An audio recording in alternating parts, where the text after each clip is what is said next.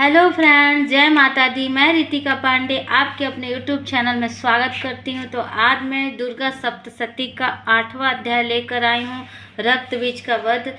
तो कथा को मैं हिंदी में करूंगी। कथा शुरू करने से पहले चैनल पे न्यू है तो सब्सक्राइब कर दीजिए, लाइक कीजिए और वीडियो को पूरी देखिएगा, क्योंकि कथा को पूरा सुनने में फल मिलता है। चलिए कथा को शुरू करते हैं।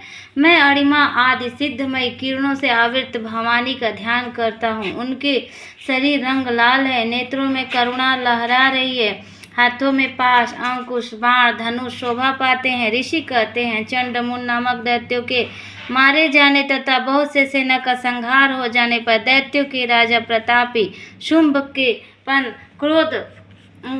मन में क्रोध हुआ और उसने दैत्यों की संपूर्ण सेना युद्ध के लिए कूच करने के लिए आज्ञा दी। वह बोला, आज उदययुध नामक 86 दैत्य सेनापति अपने सेनाओं के साथ युद्ध के लिए प्रस्थान करे। कंबू नामक वाले दैत्यों के 84 सेनानायक अपनी सेना के घिरे हुए से यात्रा करें। 50 कोटि वीर कुल के और 100 धौम्र कुल के असुर सेनापति मेरी आज्ञा से सेनापति कूच करे। कालक, दौहिर्द, मौर्य काल के असुर भी युद्ध के लिए तैयार हो मेरी आज्ञा से तुरंत प्रस्थान करे। भयानक शासन करने के लिए प्रस्थित हुआ। उसकी अत्यंत भयंकर सेना आती देख चंडिका ने अपने धनुष के टंकार से पृथ्वी और आकाश के बीच का भाग बुझा दिया। राजा तदंतर देवी के सिंह से बड़े जोर से दहाड़ना आरंभ किया।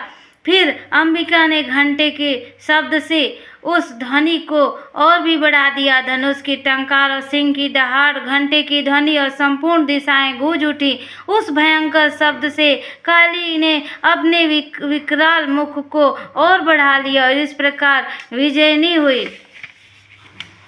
उस तमुल नाद को सुनकर दैत्यों की सेना चारों ओर से आकर चंडिका देवी, सिंह तथा काली देवी क्रोधपूर्वक घेर लिया। राजन इसी बीच में असुरों के विनाश तथा देवताओं के अभ्युदय के लिए ब्रह्मा, शिव, कार्तिकेय, विष्णु, इंद्र आदि देवों की शक्तियाँ जो अत्यंत पराक्रम और बल से संपन्न थी, शरीर से को निकल कर उन्हीं के रूप में चंडिका देवी के पास गए।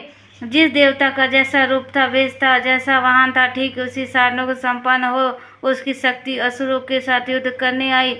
सबसे पहले हंसयुक्त विमान पर बैठी अक्षशुद्ध कमंडों से सुशोभित ब्रह्मा जी शक्ति उपस्थित हुई। ब्रह्माणी कहते हैं, महादेवी जी की शक्ति वृषभ पर आरूढ़ हो, हाथों में श्रेष्ठ त्रिशूल धारण किए हुए, महानाग का कंगड़ पहने, मस्तक पर चंद्र रेखा विभूषित हो, आँख पर कार्तिकेय जी की शक्ति रूपा जगदम्बिका उन्हीं का रूप धारण किए श्रेष्ठ मयूर पर आरूढ़ हो, हाथ में शक्ति और दैत्य को युद्ध करने के लिए आए। इसी प्रकार भगवान विष्णु की शक्ति गरुड़ पर विराजमान हो, शंख, चक्र, शांग, धनुष, खड्ग हाथ में लिए आई।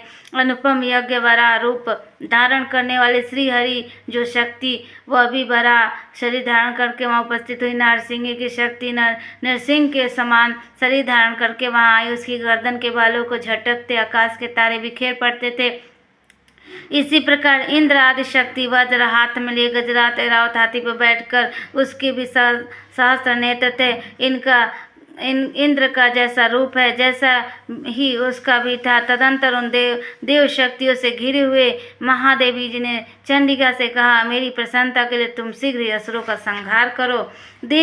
तब देवी के शरीर से अत्यंत भयानक और परम उग्र चंडिका शक्ति प्रकट हुई। सैकड़ों गिदड़ियों की भांति आवाज करने वाली थी। उस अपराजिता देवी के धूमिल जटा वाले महादेव जी से कहा, भगवान आप शुंभ निशुंभ के पास दूत बनकर जाइए और वहाँ अत्यंत गर्वीले दानव शुंभ अशुंभ को दोनों से कहिए कि साथ ही उनके अतिरिक्त भी जो दानव युद्ध के लिए वहाँ उपस्थित हो उनको भी संदेश दीजिए। दैत्यो, तुम जीवित रहना चाहते हो तो पाताल लोक लौट जाओ, इंद्र को त्रिलोक की राज्य मिल जाए और देवता यज्ञ भाग भोग करे। यदि बल के घमंड में आकर तुम युद्ध की अभिलाषा रखते हो तो आओ, मेरी शिवाएं और तुम्हारे कच्चे मांस तृप्त हो चूंकि उस देवी ने भगवान शिव को दूत के कार्य में नियुक्त किया, इसीलिए वह शिवदूती के नाम से संगार में विख्यात हुई।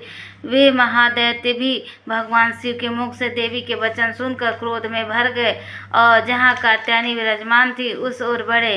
तदंतर वे दैत्य अमरस से भरकर पहले ही देवी को बाण, शक्ति, ऋषि आदि अस्त्रों की वृष्टि करने लगे। तब देवी ने भी खेल खेल में धनुष की टंकार और उसके छोड़े हुए बड़े बड़े बाणों, दैत्यों के चलाए हुए बाण, शूल, शक्ति भरसों को काट डाला। फिर काली उनके आगे होकर शत्रुओं को शूल के प्रहार से विदीर्ण करने लगी। खड़वा उनकी कछुमर निकलती हुई रणभूमि विचरने लगी। ब्रह्माणी भी जिस ओर दौड़ती उसी ओर कमंडल का जल छिड़क कर शत्रुओं को ओज और पराक्रम से नष्ट कर देती। माहेश्वरी ने त्रिशूल, वैष्णवी ने चक्र से अत्यंत क्रोध में भरी कुमार कार्तिक के शक्ति से दैत्यों का संहार आरंभ किया। इंद्र शक्ति वज्र प्रहार से विदीर्ण हो सैकड़ों दैत्य दानव रक्त की धारा बहाते हुए पृथ्वी पर सो गए। बाराही शक्ति कितनों की अपनी थुथुन की मार से नष्ट किया। दाढ़ों के अग्रभाग कितनों छाती छेद डाली। कितने ही दैत्य उसके चक्र की चोट से विदीर्ण होकर गिर पड़े। नरसिंही भी दूसरे महादैत्य और नखों से विदीर्ण करके खाती और सिंहना से दिशाओं और आकाश को गुजारती हुई युद्ध क्षेत्र में विचरने लगी। कितने ही असुर शिवदूती के प्रचंड अट्टहास अत्यंत भयभीत हो पृथ्वी पर गिर पड़े। गिरने पर उन्हें शिवदूती उस समय अपना ग्रास बना लिया। इस प्रकार क्रोध में भरी हुई मातृगणों नाना प्रकार के उपायों से बड़े बड़े असुरों का मर्दन करते देख दैत्य सेना भाग खड़े हुए। मातृगण पीड़ित दैत्यों का युद्ध से भागते देख रक्तबीज नामक महादैत्य क्रोध में भरकर युद्ध करने के लिए आया। उसके शरीर से रक्त की बूंद पृथ्वी पर गिरते उस देवी के समान शक्तिशाली एक दूसरा महादैत्य पृथ्वी पर पैदा हो जाता। महासुर रक्तबीज हाथ में गदा लेकर इंद्र शक्ति के साथ युद्ध करने लगा। तब ऐन्द्री अपने वज्र से रक्तबीज को मारा। वज्र से घायल होकर उसके शरीर से बहुत सा रक्त चूने लगा। उसके समान पराक्रम वाले योद्धा उत्पन्न होने लगे। उससे शरीर में रक्तबीज की जितनी बूंदें गिरी उतने ही पुरुष उत्पन्न हो गए। वे सब रक्तबीज के समान वीर्यवान, बलवान और पराक्रमी थे। वे रक्त से उत्पन्न होने वाले पुरुष अत्यंत भयंकर अस्त्र शस्त्रों का प्रहार करते हुए मातृगणों के साथ घोर युद्ध करने लगे। पुनः वज्र के प्रहार से उसका मस्तक घायल हुआ, रक्त बहने लगा। हजारों पुरुष उत्पन्न हो गए। वैष्णवी युद्ध करके रक्तबीज पर चक्र का प्रहार किया। ऐन्द्र उस दैत्य सेनापति गदा से चोट से पहुंचाई। वैष्णवी चक्र से घायल होने पर शरीर से जो रक्त बहा उससे उसी के बराबर आकार वाले सहस्त्रों महादैत्य प्रकट हुए। उनके द्वारा संपूर्ण जगत व्याप्त हो गया। कौमारी ने शक्ति, बराही ने खड्ग, माहेश्वरी ने त्रिशूल महादैत्य रक्तबीज को घायल किया।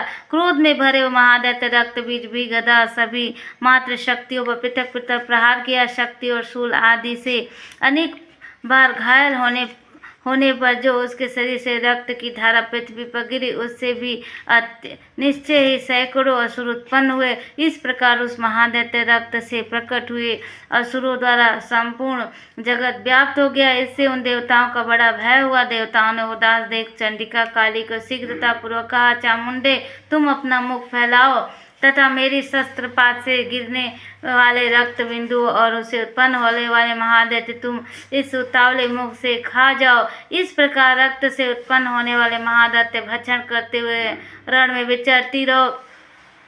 ऐसा करने से दैत्य का सारा रक्त क्षीण हो जाने पर स्वयं भी नष्ट हो जाएगा। उन भयंकर दैत्यों को जब तुम खा जाओगी तब दूसरे नए दैत्य उत्पन्न नहीं हो सकेंगे। काली से यूं कहकर चंडिका देवी शूल से रक्तबीज को मारा और काली ने अपने मुख में उसका रक्त ले लिया।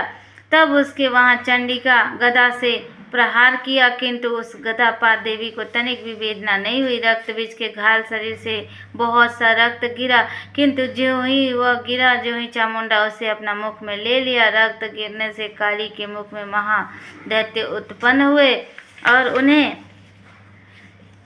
भी वह चट कर गई। उसके रक्तबीज रक्त पी लिया। तदंतर देवी रक्तबीज का जिसका रक्त चामुंडा पी लिया था वज्र, बाण, खड्ग, रिष्टि आदि से मार डाला। राजन, इस प्रकार शस्त्रों के समुदाय आहत एवं रक्तहीन हुआ महादैत्य रक्तबीज पृथ्वी पर गिर पड़ा। नरेश्वर, इससे देवताओं को अनुपम हर्ष की प्राप्ति हुई और मातृगण उन असुरों के रक्तपान के मत से उत्साह होकर नृत्य करने लगे। इस प्रकार श्री मार्कंडेय पुराण में सामान्य मनवंतर कथा के अंतर्गत देवी महात्म्य रक्त बीज नामक 8वां अध्याय पूरा हुआ। बोलिए भगवती महामैनव दुर्गे माँ की जय।